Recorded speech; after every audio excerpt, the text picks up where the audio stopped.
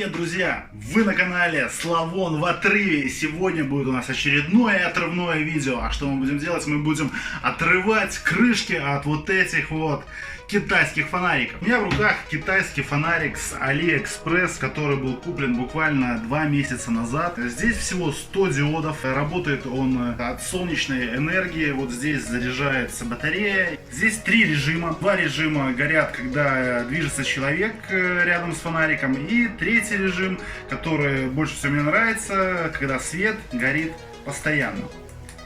Видите, отлично работают фонарики, мне очень нравятся.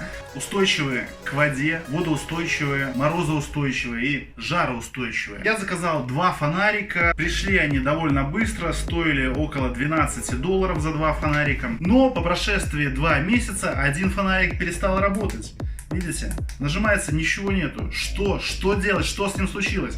Давайте оторвем ему крышку и посмотрим, что там внутри. Вот такой вот фонарик от солнечной энергии на светодиодах, который был куплен на AliExpress. Сейчас мы посмотрим, что же с ним случилось, почему он так плохо светит, перестал вообще светить. Для этого мы воспользуемся моим фирменным швейцарским ножиком, который мне подарил мой дружище, мой оператор Руслан. Специально с этим ножиком, вы видите, я откручиваю болтики и открываем крышку нашего фонарика. И что мы видим? Так, проводки какие-то. Вижу, батарея установлена, аккумулятор какой-то, плата. Так, сняли мы батарею, аккумулятор, видите, проводки, платы. Ну, в общем, все просто. Хоть я и не блистал в школе физики, но все довольно очевидно. Вот, видите, такая вот плата довольно небольшая, к ней идут проводки, светодиоды, вроде все подключено, все работает, никаких нарушений нету.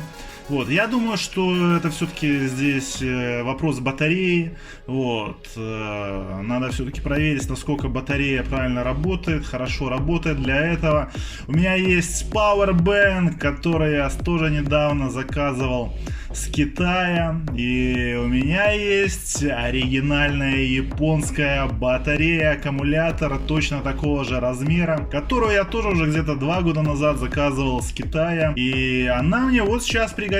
Давайте попробуем ее вставить в фонарик и проверить, будет ли она работать и действительно ли вопрос был в батарее.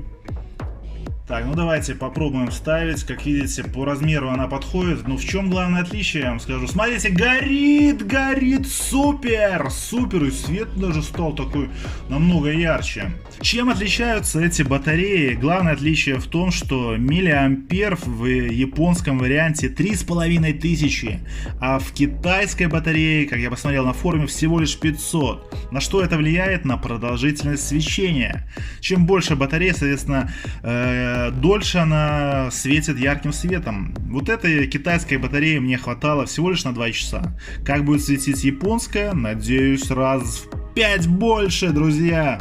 Как видите, теперь у меня 2 абсолютно нормально рабочих солнечных фонарика, которые абсолютно нормально работают.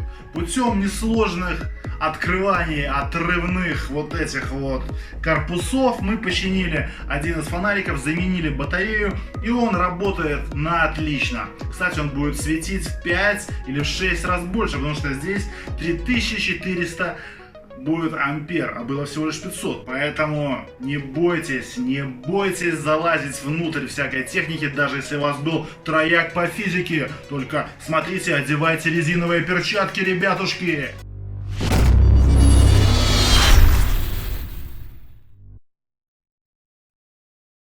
Ребятушки! Так, что? Отойти немножко дальше. Ребятушки, теперь у меня 2... Так. Ребятушки, теперь у меня 2...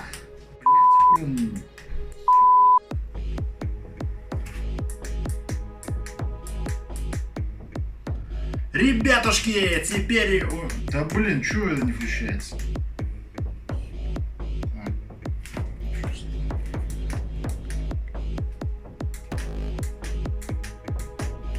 Ребятушки, теперь у меня 2 рабочих... Да блин. Дубль 44. Ребятушки, теперь у меня 2 нормально Блин, дубль 45. Ребятушки, как видите, теперь у меня 2 рабочих фонарика. И они работают, смотрите. Реально, нереально.